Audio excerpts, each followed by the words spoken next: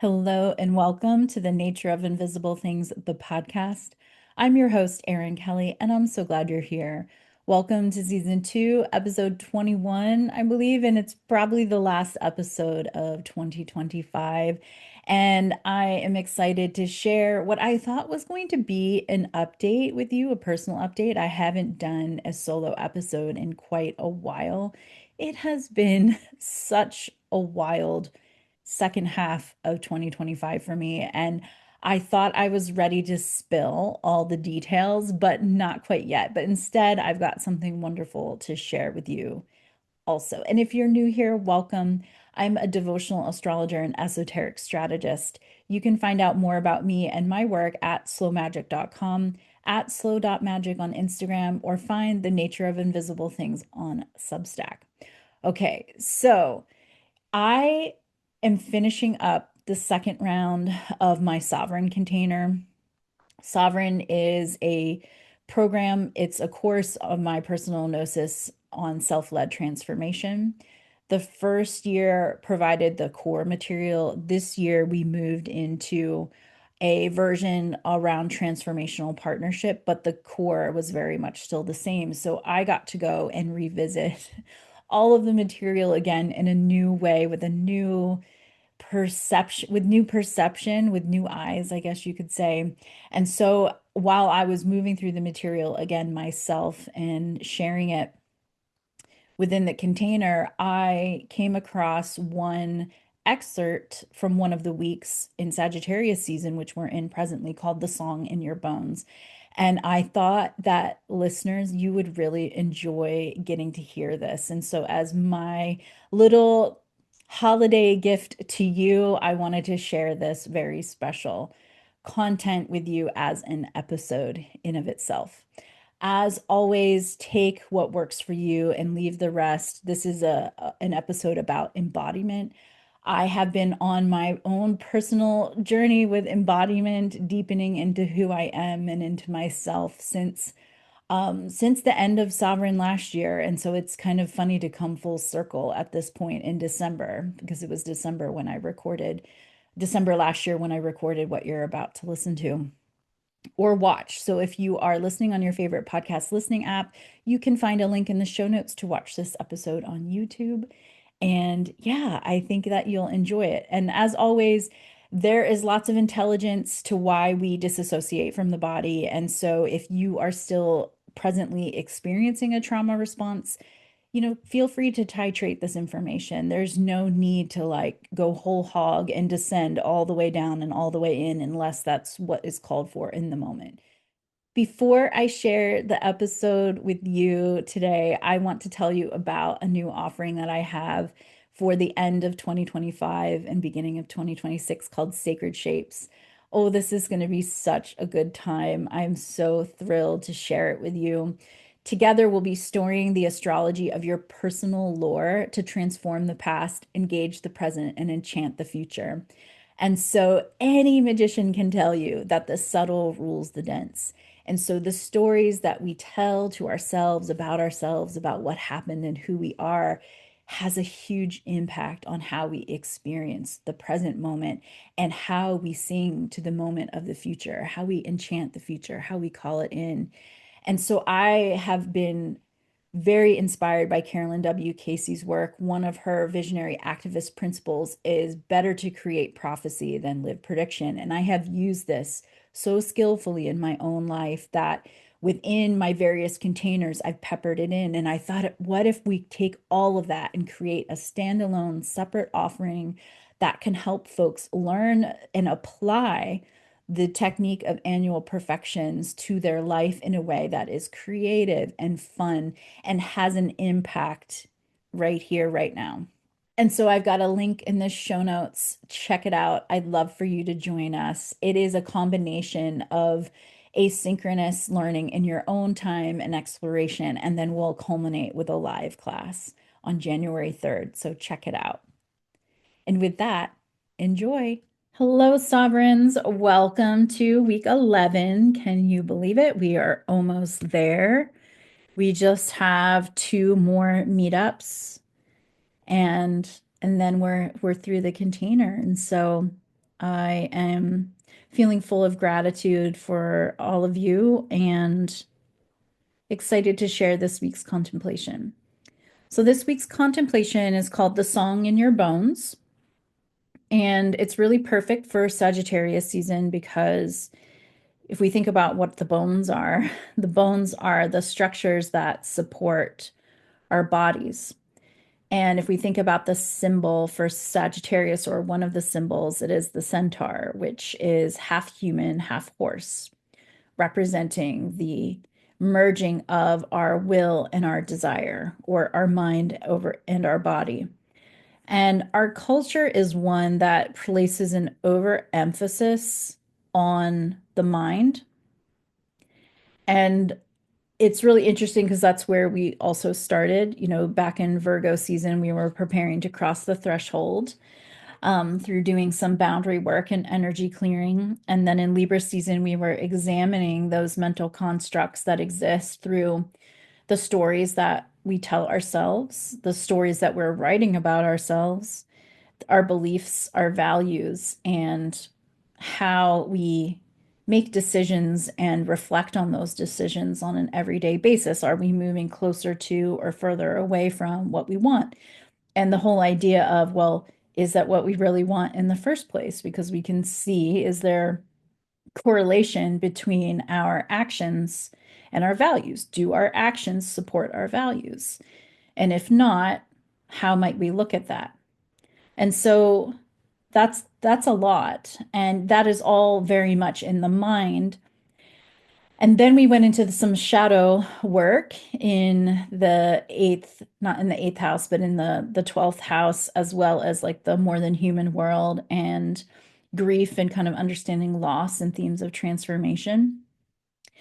And really, the idea with that is using the frameworks and the practices from Virgo and Libra season, we're able to gently welcome back those parts of self that we have decided that aren't worthy for some reason, or we don't like, and we've othered them. So we're welcoming them back.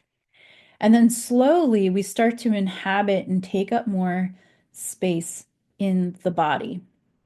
And depending upon what's happened to you and your experiences in life, the body hasn't been a safe place to inhabit. And so one of the first things I know I was taught to abandon, was when I abandoned myself, was to disassociate and leave my body. And the more that I do this type of work and lean into examining with gentleness and holding with love these past parts of self and these experiences, the more I feel present in my physical form. And the more that I am present in my physical form, the more I can hear the intelligence of what it has to say. And so you might be thinking, well, Erin, I don't have a problem with my body. My body and I are just fine. And I say, okay, that's fair.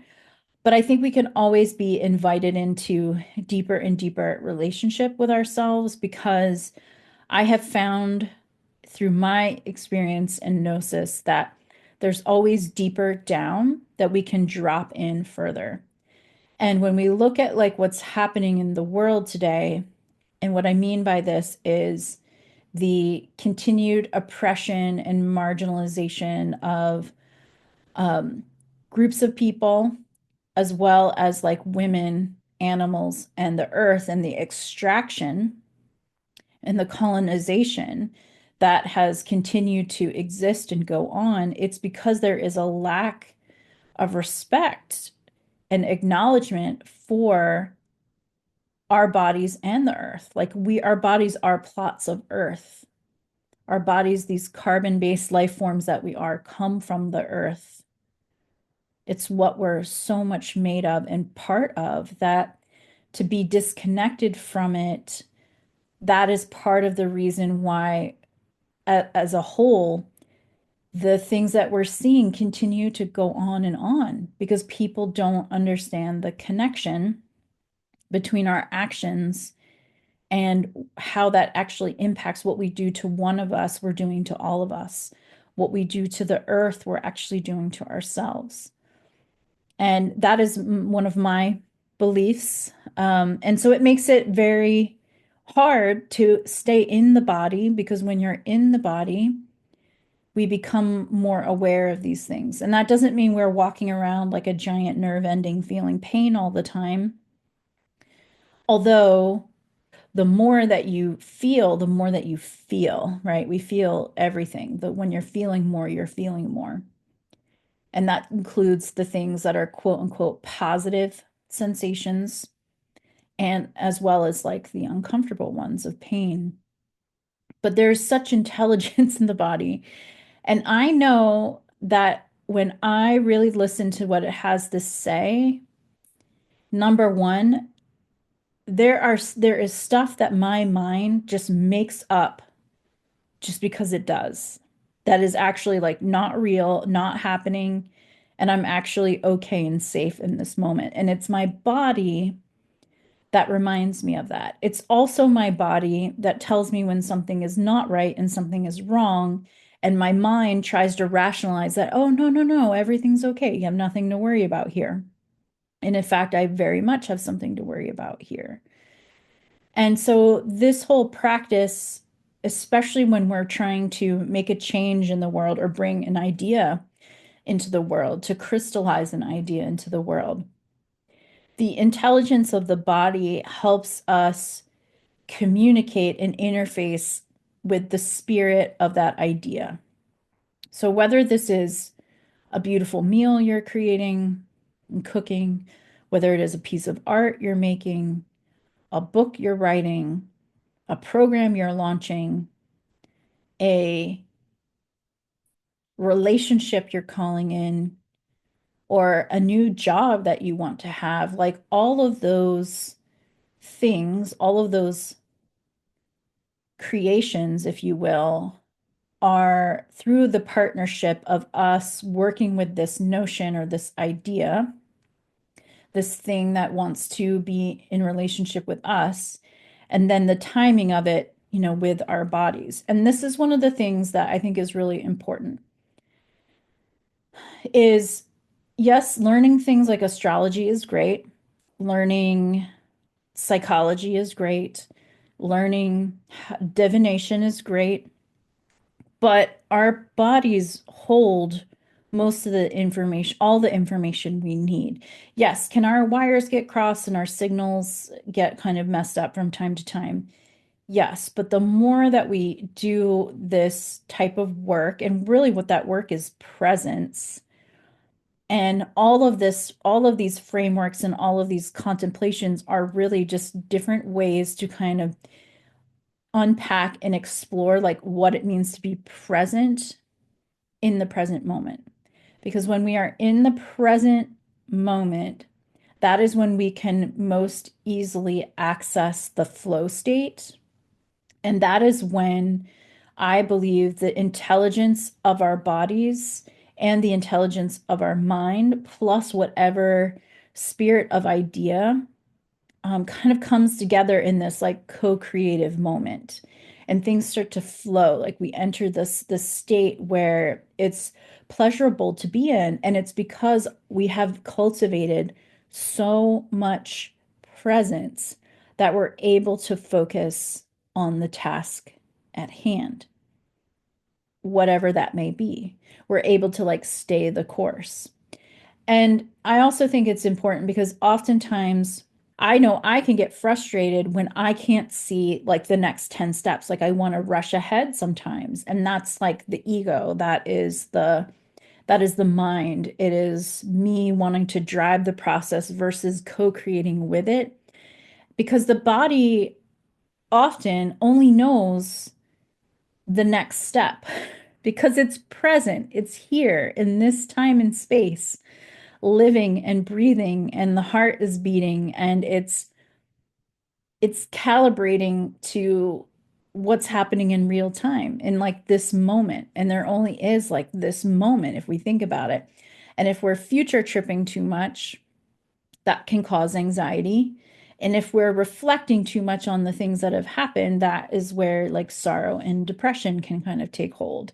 And it's really like in the moment that we have right now that we have so much wisdom available to us but it's difficult to spend time here. But the more that we do the other work, the easier it gets to spend time in the body. And I think there's only down and in.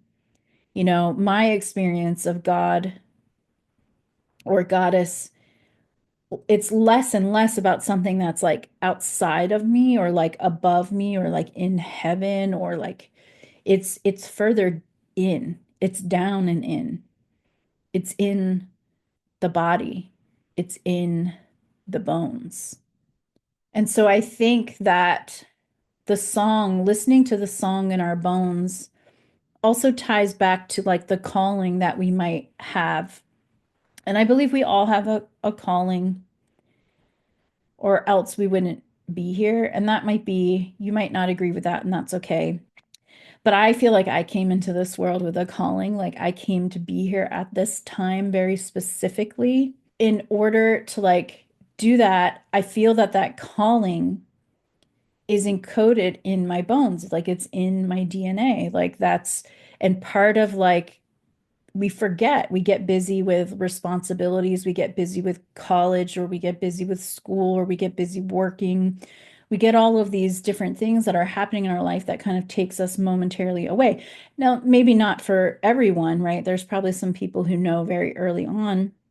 And then some of us take this like meandering route on purpose, right? Like there's no one right way to live your life.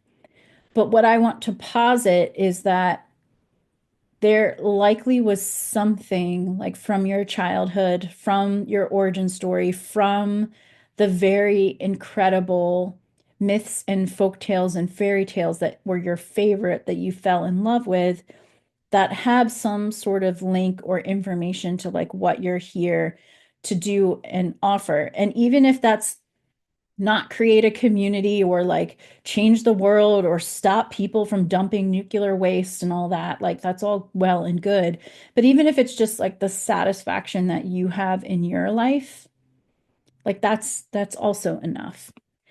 And so just taking a moment to center back into the body and to understand what a freaking amazing instrument it is. It really is. It is one of the greatest gifts we've been given. And I want to encourage you, one, to make time and space to not only take care of the body, which you might already do and do well, but also to listen to it and to listen to the information that it has in it. And yes, astrology is important. Yes, like I said, psychology is important, but none of that should ever override the intelligence and the intuition that is contained within. There have been times when I feel that something is right, and yet when I look at the astrology, it's really not technically like a good time by astrological standards, just given the transits that are happening or who's retrograde or who's in what sign and whatnot. But my body knows something different. It knows something that's much older and wiser.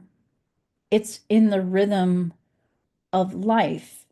And I think that's really what I want to encourage you to make room and space for, is to like to continue to drop down deeper as it is available to you when you're conversing with your big ideas, to really tap into the body and understand where this information lands. And when you're considering a choice between like what to do next, like noticing where that choice or the decision to make that choice lands in the body. And so really what I think this comes down to is clairsentience. And we all have all the clairs, and there's likely more than the four that are like the most popular. So clairaudience, clear hearing, clairsentience, clear feeling, clairvoyance, clear seeing, and then clear cognizance, clear knowing. And I want to say that clairsentience is like the most popular one, meaning Like I said, we all have all of them, but that's the one that people report most often experiencing. And if you aren't already, I really want to encourage you to start taking like what your body tells you seriously. It's like when you look at the animal kingdom, there is an intelligence that all of the animals share, and we're an animal too, you know? Like animals know when a storm is coming. You know, they know when something is changing. Like there's this intelligence that causes them to change their behavior based on what is going to help keep them safe. And we have the same thing, except we have been taught and conditioned to ignore it. And I think for femme-bodied people or people who are women or folks who were identified as female at birth, like that's something that has been somewhat taken away from us. Like we haven't been able to trust our bodies in quite a long time. And there's so much information in there. And so when I talk about like my gift of right timing for things, that's not an astrology thing. It's actually like the timing in my body for how something feels. And so I'll give you a couple of examples. One, when I first moved to Oregon, everyone, which was 2002, everyone told me not to go. The job market was really bad at that time. I want to say Oregon had like an 8% unemployment rate, which I don't even know what it is now, but back then that was really high and unheard of. And people were saying, you're not going to find a job. It's really expensive to live out there. All of these reasons. You're going to be back home before you know it. But there was something in me that told me no, to press onward. And I'm so glad I did because it did work out and everything happened just fine. But if I had listened to the data that people were showing me and their friend's friend who had to sleep on someone's couch and then had to end up moving home because they couldn't find a job, like I never would have went. And then also I wrote a piece that I submitted to a magazine, and I have a friend who's an editor and paid them to edit the piece for me. And they're like, I don't think this is gonna work for you. Like, you know, it's well written.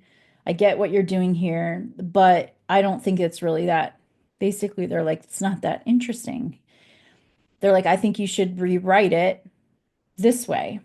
And this was somebody who I respect. I was paying them to edit this piece for me. But something inside me, something in my body was like, no, this.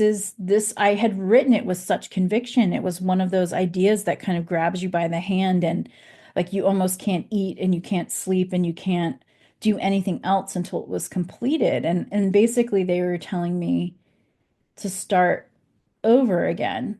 And so I said, thanks, but no thanks. And I submitted it, and they didn't have room to publish all of it, but they published a portion of it in the magazine. So that was like another thing where, had I listened to the person, I wouldn't have done the thing.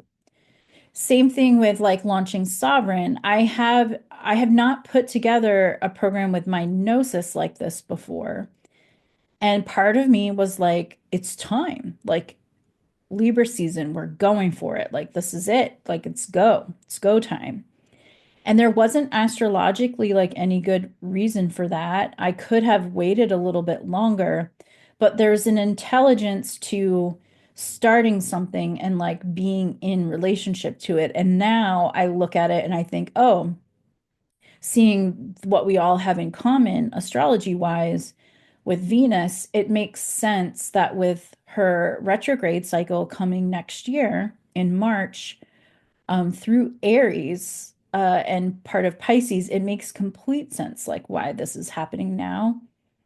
Because when I think about like what a sovereign would be for a Venusian person, part of the symbology for Aries is the crown. It is like the sovereign identity. That's why the sun is exalted in the sign of Aries. It is really knowing oneself and claiming an identity in the world. And so all of this work, it doesn't end just because the container ends, it continues. But there is such, again, I probably said this 100 times already today, such intelligence in the body, you know. And yet we do need to temper it with the mind. And so I think that's where having this relationship and understanding, and the reason I say temper it with the mind, because if we just gave in to every whim, my body, well, maybe this is not the case, but there are parts of me that would like to eat pizza every single day because I love it so.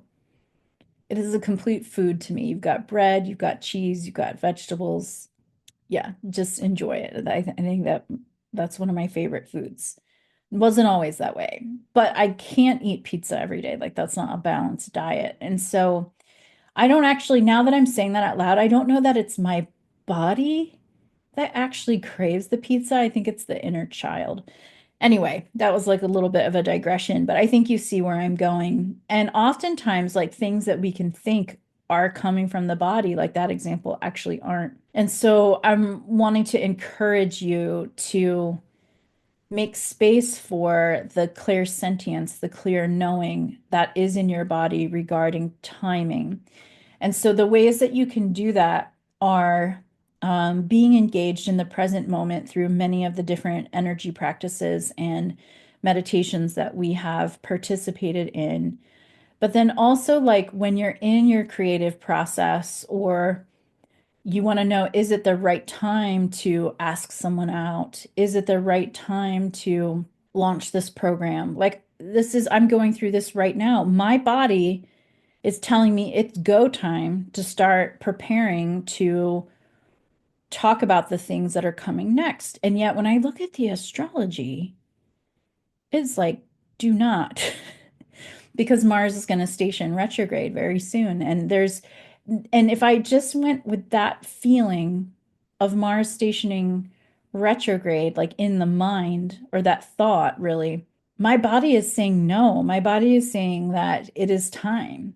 Even as I'm talking about it now, all of these things are happening. Like all of this is lighting up downstairs. Like I'm getting turned on in a way because there's something exciting about what my body wants to move towards. And it goes against the rational mind. And so I just offer that because we can give our power over in so many ways. And part of, well, a big part of sovereign is like claiming, is realizing all the ways we might have unknowingly been complicit in giving our power away and calling our agency back to us.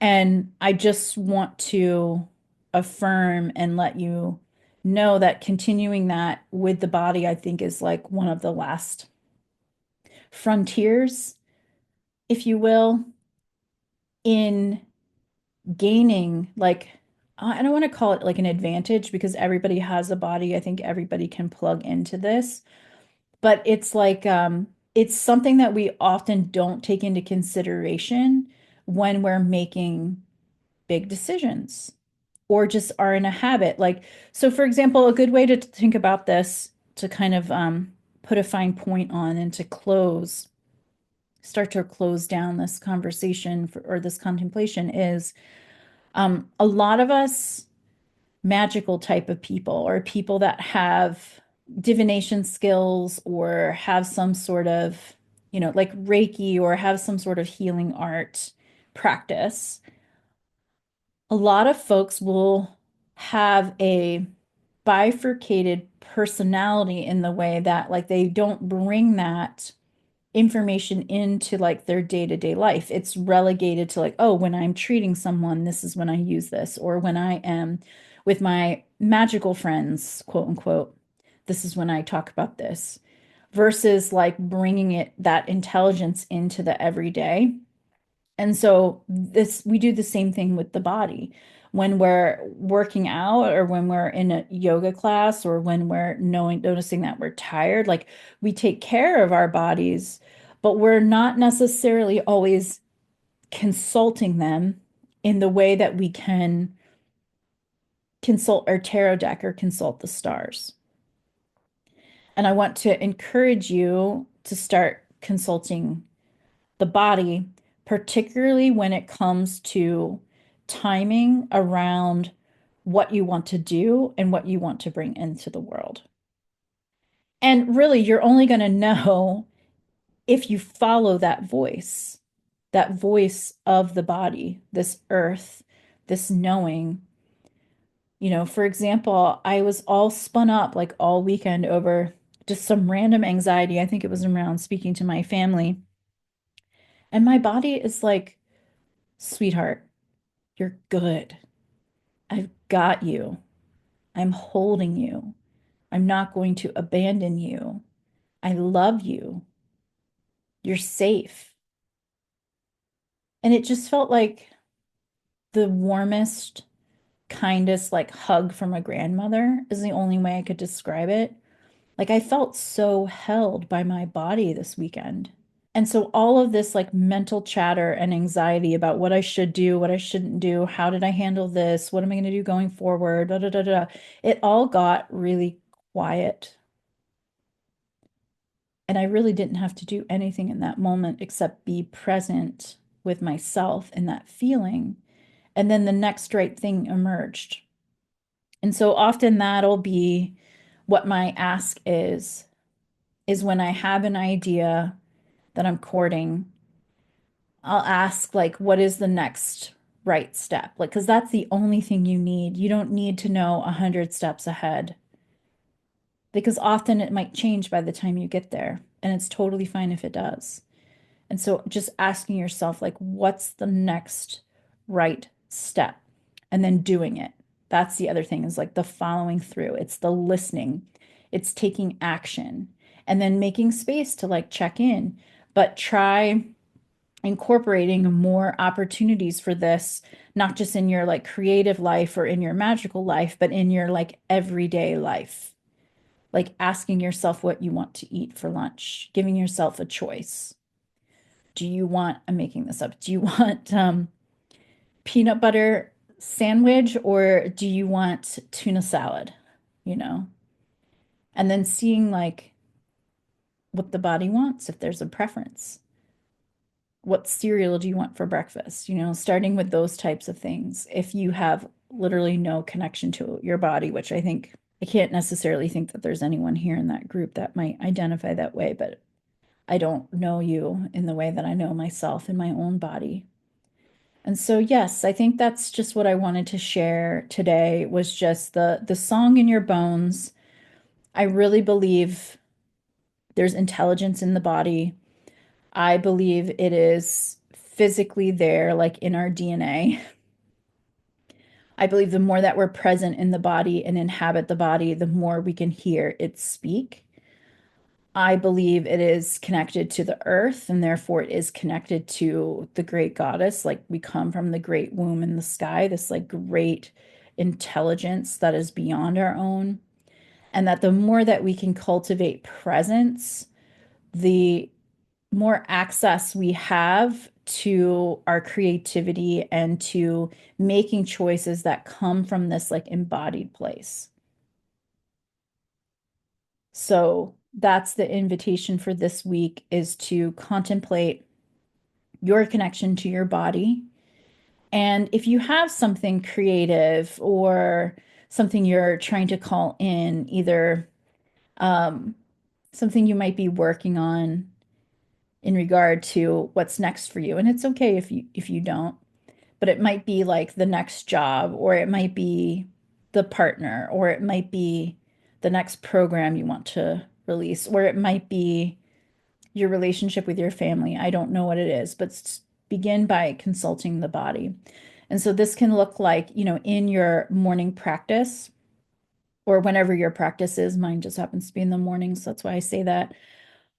Taking some moments to not just dive right into the journaling and the contemplations, but taking a moment to like sit with the body, notice the sensations. You all have been going through that welcoming arrival meditation that we do each time we meet on Sunday. And there is a copy of that available in the classroom. So if you want to take yourself through that in the morning, that's another great way to stay connected to the body.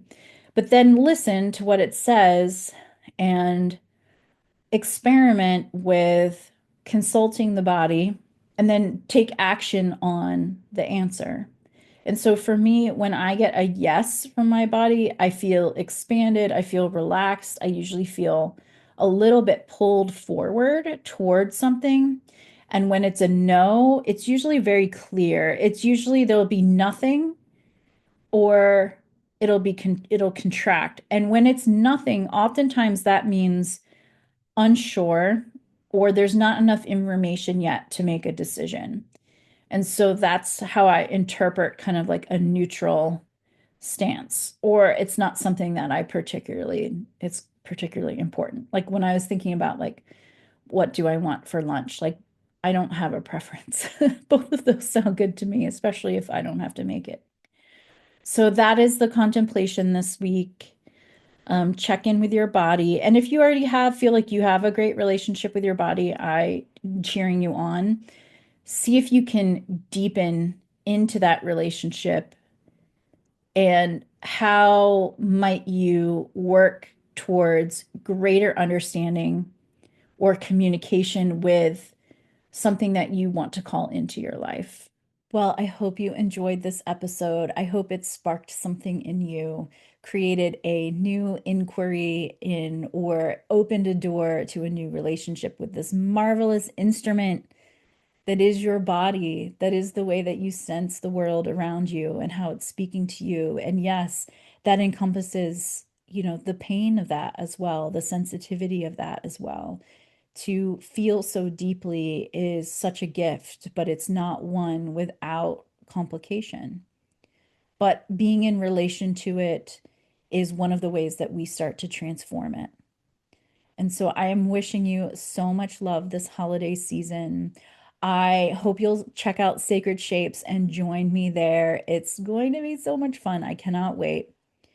And I think that's all for now. So I'm sending you lots of love from all the places in between. Until next time.